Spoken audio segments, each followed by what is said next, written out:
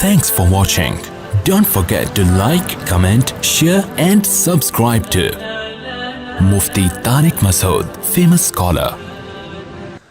اچھا بھائی مفتی صاحب، اللہ نے ہمیں ایسے دور میں پیدا کیا ہے جس میں نظر کی حفاظت کرنا بہت مشکل ہے، ہم کیا کریں؟ دیکھو، اگر مشکل کام ہوتا تو آپ نظر جھکانا چاہتے تو کوئی بیرونی طاقت آپ کو یوں منہ کرتی، دھڑام سے اوپر کرتی، اور آپ کہتے ہیں میں یوں منہ نیچے کر رہا ہوں مگر ہو نہیں رہا، میری کمر اکڑ گئی ہے. پھر آپ کہتے کہ گردن جھکانا بھی مشکل اور نظر جھکانا بھی، بولو بھائی، مشکل. دیکھو، جو نظر کی حفاظت کرنے والے ہوتے ہیں نا، جتنا گندا ماحول ہو یا اچھا ماحول ہو، ان کی صحت پہ کوئی فرق نہیں پڑتا. جو ٹھرکی ہوگا 24 گھنٹے میں ایک عورت نظر آئے گی، اس کو بھی دیکھے گا، بلکہ زیادہ گھور کے دیکھے گا کہ صبح سے کوئی گاہک نہیں ملا. جب یہ لاک ڈاؤن ہوا تھا، لاک ڈاؤن، ایک مجھے مچھلی والا نظر آیا، اپنی ٹوکری میں مچھلی لے کے سائیکل پہ گھوم رہا ہے. سب بند کر دیا گورنمنٹ نے. میں نے اس سے پوچھا خیریت، تم اکیلے کیسے گھوم رہے؟ پولیس والوں نے پکڑا نہیں؟ کہہ رہے پکڑا تھا. پولیس والوں نے بولا یار صبح سے ایک کسٹمر بھی نہیں آیا، 500 روپے دے دے، ناشتہ بھی نہیں کیا ہم نے، 500 روپے دے دے، ناشتہ بھی نہیں کیا اور نکل لیں یہاں سے. کہہ رہے میں نے 500 روپے دی، اب میں آرام سے مچھلی بیچ رہا ہوں. تو ٹھرکی آدمی کو سارا دن میں ایک عورت نظر آئے گی، اس کو دیکھے گا. اور جو نظر جھکانے والے لوگ ہیں وہ سینکڑوں گزر جائیں ان کے سامنے سے، یہ ایک گزرے، ان کی صحت پہ کوئی فرق نہیں پڑتا. انہوں نے نہ اس کو دیکھنا ہے نہ اس کو. کہہ رہے یار اللہ نے میرے لیے میری بیوی کو پیدا کیا، ختم. تو یہ کام مشکل جب ہوتا جب آپ گردن جھکانا چاہتے اور ادھر گردن میں فریکچر ہونے کا خطرہ ہوتا، یہ اکڑ جاتی گردن. صحیح ہے نا؟ جیسے یوں کر رہے ہیں تو وہ ہو ہی نہیں رہی. تو ایسا ہوتا ہے بھائی، جیسے ہی کوئی خاتون گزری، آپ کا دیکھنے کا دل چاہ رہا، آپ یوں کر لو، کوئی ٹینشن ہوئی. اور نظر جھکانا تو اور آسان، گردن میں تو پھر بھی ریڑھ کی ہڈی اور گردن کی ہڈی دائیں بائیں ہونے کا خطرہ ہوتا ہے. ایک دم یوں کیا تو پتہ چلا چک آ گئی نا. پلک کو جھپکنے میں، نظروں کو نیچے کرنے میں تو انرجی، میرا خیال ہے اتنی سی بھی انرجی خرچ نہیں ہوتی کہ جسے ڈاکٹر کوئی کہیں کہ آپ کی اتنی انرجی یوٹیلائز ہو گئی ہے، اب آپ 6 پراٹھے کھائیں بیٹھ کے. کہ آپ نے چونکہ پلکیں جب نیچے جھکائی ہیں تو اتنی زیادہ آپ کو طاقت لگانی پڑی ہے کہ اب جب تک 6-7 پراٹھے نہیں کھائیں گے، آپ کی جو انرجی سرو ہوئی ہے یا یوٹیلائز ہوئی ہے وہ اب ریکوری نہیں ہو سکتی. ایسا بھی نہیں ہے. سارا دن بیٹھ کے پلک اوپر نیچے کرتے رہو، کوئی انرجی خرچ، کوئی توانائی خرچ ہی نہیں ہوتی. تو بات اصل میں یہ ہے، مسئلہ ہے ٹھرک کا. جو پوائنٹ ہے نا وہ کیا ہے؟ معذرت کے ساتھ میں تھوڑی سی ابیوز لینگویج استعمال کر رہا ہوں، لیکن یہ کون سے اچھے کام ہیں کہ جن کے لیے میں مرزا غالب کی شائستہ اردو استعمال کروں؟ یہ جو بد نظری کا کام ہے، میں کہوں ایکچولی آپ جو ہیں وہ ایک آپ پیشنٹ ہیں. بھائی یہ بادل گرج رہے ہیں، بے فکر رہے ہیں. بارش تو خاندانی، میں آج ہی سوچ رہا تھا، اب میں نے بارش پہ بیان کیا، اس دن سے بارش مارکیٹ سے شارٹ ہو گئی. لیکن اب اللہ کا شکر ہے، بارش سے فائدہ ہی ہوتا ہے، فائدہ ہی ہوتا ہے بارش سے. وَيُسَبِّحُ الرَّعْدُ بِحَمْدِهِ ہے نا قرآن میں، کہ بادل کی گرج اللہ کی تسبیح بیان کرتی ہے. اللہ کی رحمت جب برستی ہے تو شان سے برستی ہے. اللہ کہتے ہیں ہٹو.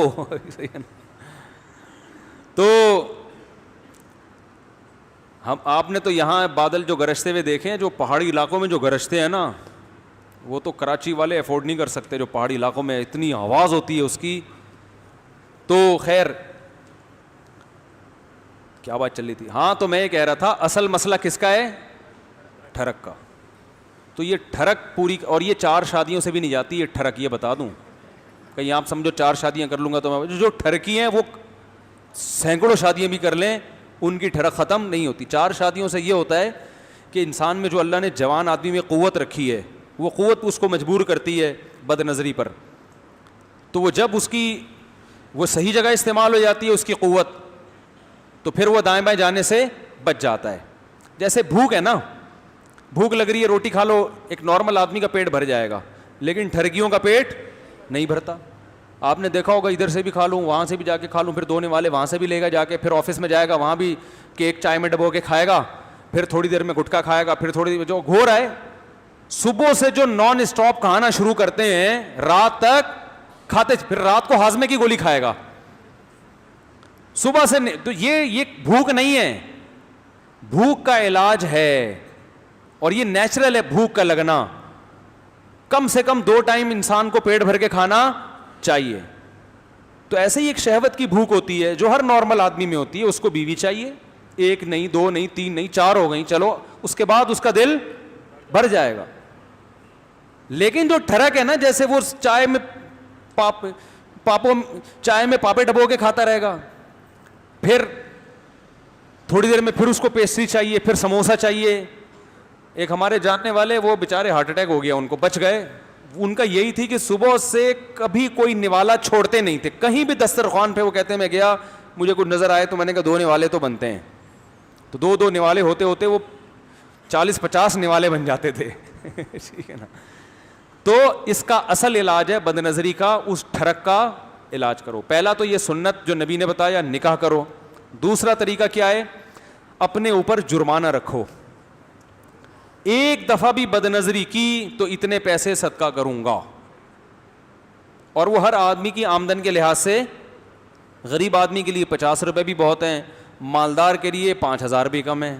سمجھ رہے ہو. تو جب تک اپنے آپ کو سزا نہیں دو گے, جب تک انسان خود اپنی ٹھکائی نہیں کرتا, کوئی معاشرہ تھوڑی کرے گا اس کی ٹھکائی. تو کیوں آنٹی کو دیکھ رہا تھا, ایک ابا ہوتے تو چلو ٹھکائی بھی لگا دیتے. ابا تو پتہ نہیں کس خود ایسا نہ ہو کہ وہ کیا بیچارے, وہ ہے نا, ایک خاتون نے اپنے بچے سے پوچھا کہ بیٹا جان کیسے نکلتی ہے, تم اسکول میں کیا پڑھتے ہو؟ اس نے کہا سائنس پڑھتا ہوں. اچھا بیٹا بتاؤ جان کیسے نکلتی ہے؟ انہوں نے کہا کھڑکی سے نکلتی ہے. ماں پریشان, یہ میرا بچہ باتیں ایسی کر رہا ہے, جان کھڑکی سے نکلتی. بیٹا کھڑکی سے کیسے نکلتی ہے؟ کہہ رہی ہیں وہ جب آپ باہر جاتی ہیں نا تو وہ آنٹی آتی ہیں پڑوس والی, تو جیسے ہی جب آپ گھر میں آتی ہیں نا تو ابو کہتے ہیں جان کھڑکی سے نکل جاؤ.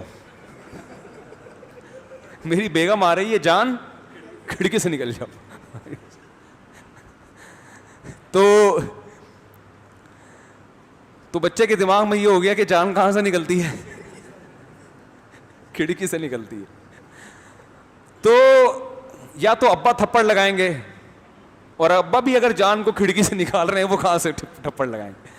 تو باپ کنٹرول کرے, بھائی کنٹرول کرے. آج کل کنٹرولنگ پاور ہی ختم ہو گئی. پھر 24 گھنٹے کون سر پہ مسلط رہے گا. پھر فیس بک اور یوٹیوب پہ تو بہت زیادہ بد نظری ہو رہی ہے. تو میرے بھائی آخرت کو سامنے رکھ کر اپنا علاج اب خود ہی کرنا پڑے گا, کوئی اور آپ کا علاج نہیں کرے گا. یعلم خائنۃ الاعین, اللہ فرماتے ہیں وہ جانتا ہے تمہاری آنکھوں کی خیانت. اور اس زمانے میں نظر کی حفاظت کا ثواب بھی بہت ہے, کیونکہ نگرانی کرنے والا کوئی نہیں ہے. تو اللہ کہہ گیا صرف میرے خوف سے کر رہا ہے. تو اس لیے جب پہلے تو کوشش کرو بچنے کی, چیلنج کرو کہ 40 دن تک کسی غیر محرم کو نہیں دیکھوں گا میں, اور پھر جرمانہ لگاؤ اپنے اوپر کہ وہ اپنی سزا کے حساب سے نا, کہ جب 1 دفعہ بد نظری ہو تو وہ پیسے اتنے زیادہ بھی نہ ہو کہ وہ پیسے دینا ہی مصیبت بن جائے, اور اتنے تھوڑے بھی نہ ہو کہ سارا دن بد نظری کر کر کے ریٹ, بھائی ریٹ ہیں, ایک دفعہ دیکھنے کا یہ ریٹ چل رہا ہے مارکیٹ میں تو یہ ریٹ میں افورڈ 100 دفعہ بھی دیکھ لوں تو افورڈ کر, اتنا کم ریٹ بھی نہیں ہونا چاہیے, دیکھنے کے ریٹ کیا ہوں زیادہ ہوں. تو اس طرح سے انشاءاللہ آہستہ آہستہ عادت پڑ جائے گی چھوٹنے کی.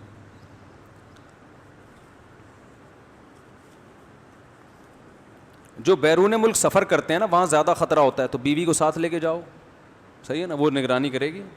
جہاں جہاں جا رہے ہو ساتھ لے کے جاؤ, وہ ایسی نگرانی کرے گی کہ آپ کے, وہ تو جہاں نظر کی حفاظت فرض نہیں بھی ہے وہاں بھی کروا دے گی. ٹھیک ہے نا. تو یہ بھی ایک بہت بڑا ذریعہ ہے. مفتی صاحب یہ بتائیں کہ اگر نماز قضا ہو جائے تو اس کو پورا کرنے کے ساتھ سنت موقع بھی پڑھنی چاہیے؟ نہیں, صرف فرض اور واجب پڑھیں. فجر کی سنت اگر چھوٹ جائے تو کسی اور ٹائم سورج نکلنے کے بعد پڑھ سکتے ہیں.